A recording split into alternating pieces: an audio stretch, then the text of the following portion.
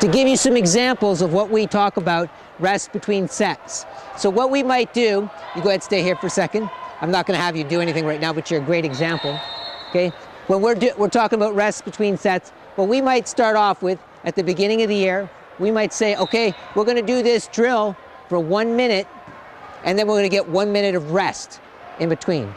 And we're going to do that, say, 4 times.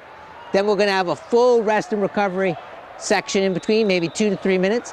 And then we're going to do another set of 4 repetitions of a minute with a minute rest and recovery. As the year goes on, we decrease that recovery time. The reason why we decrease that recovery time, why we increase the length, is we want to make it more game-like. We especially emphasize decreasing recovery time so your body learns how to quickly recover in a game situation. In a game, you don't get a minute to recover on the court, do you? But you might get 10 to 15 seconds because there's a foul and you're lining up for free throws. So we want your body to learn how to recover faster. That's one of the aspects of this, in addition to really trying to maximize your power and your explosiveness. The other thing, we're trying to work on your explosiveness in this drill. To do that, we want you to be fresh and recovered to get the most out of it. If we want to work on your endurance, we're going to change what this drill looks like, or maybe have you do some other things. Have you do longer periods of time that you're going to be doing a drill, for example. But we're wheelchair basketball. A lot of our stuff is short and explosive, where recovery is really, really key. How quickly we can recover, how explosive we can be. If I want to challenge Sam some more, this is the next level of athlete development, I can do 2 additional things. I can put another person on the back of his chair so the weight that he's pulling is greater than the weight that he has. I can also give him a basketball and have him dribble while he's pulling Alex. So now he has to take 2 pushes while he's dribbling, stop, and maintain control of ball. And that's the kind of thing we do at the highest level with our elite athletes. So that gives you an idea of how we take a person through a progression if we're working on their first 2 pushes and their stop, and how we increasingly challenge them as they get better. At this point, I'm going to turn things over to Doug Garner. He's the coach of the University of Texas Arlington, and he's going to give you a greater variety of drills and talk about some other aspects of speed and agility conditioning. Yeah, you can go.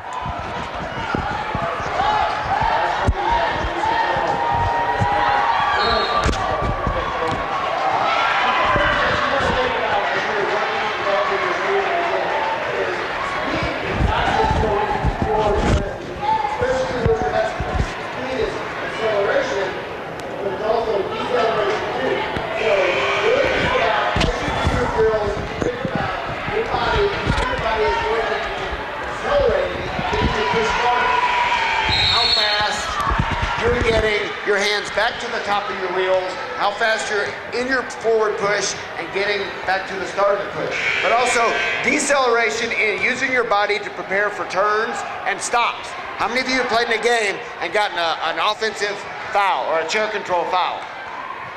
A lot, right? That's the deceleration part. So it's physical and it's also mental. So we're gonna show you a couple of the drills that we do to incorporate the physical part and the mental part. So I'm gonna give Coach Frawley the microphone here. I'm gonna set up a couple cone things. And the thing about the cone things, and since we're doing this as an educational tool, these are fun. So going out and doing stop starts isn't always fun, but it's what you need to do to perform at the highest level. But you got a lot of younger athletes in your program that they just want to come out and have fun in basketball. So here's some things you can do to really work on your speed and agility and have fun too.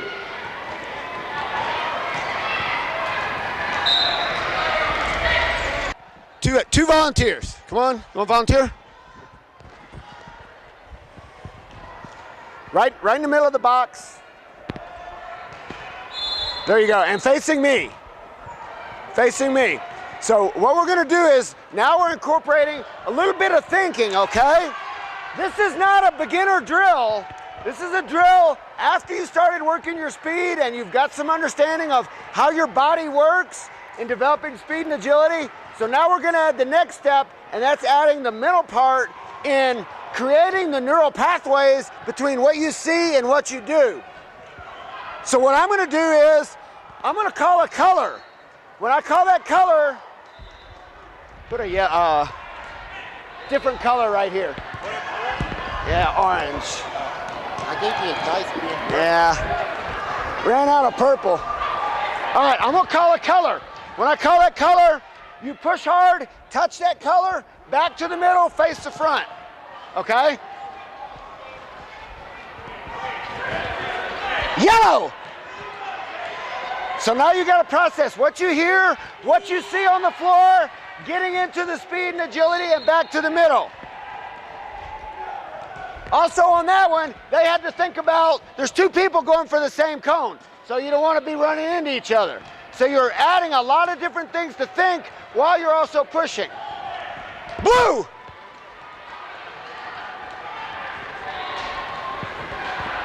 Okay, I should have told you, if blue is not one of your 4 cones, you don't go anywhere, okay? Orange! And defense, guys, is getting your chair turned around and set up. Get back to the middle, do your quarter turn and get set up, just like game situation. So we're taking speed and agility, game situation. Purple. Back to the middle. Hard stop, very good. Orange. Red. Yellow. All right, so we'll do sets of a minute, rest a minute. You're not working agility if you don't get the rest in. You're just working tired muscles. So we'll do, just like with the power starts, minute go, minute rest. Just hang on to it. Okay. Okay, now we're gonna change it up a little bit. You gotta think a little bit more. Now what you gotta do, whatever color I call, you have to go to the opposite corner. So if I call purple, where are you going? And you're going over there. So now we're adding another level of thinking. We gotta process the initial command and then what's next, all right? So, yellow. Red. Opposite corner. Opposite corner. Oh yeah, you're right, this orange, all right. Orange. And if you notice, their first instinct is to go to the one that you call. So you were really working on developing the thinking part of, oh, it's not that one, it's the next one. And thinking is huge in wheelchair basketball. Orange. Red. Good. Blue. Tricky, right? Okay, now we're going next, all right, ready? Yellow, orange. Yellow, orange. Excellent. So now I had to process 2 cones. What's the opposite of both of those cones? Okay? Very nice. You ready for 3? This time I won't call 3 and touch the colors that I call, okay? Yeah, touch the colors I call. So, yellow, purple, orange.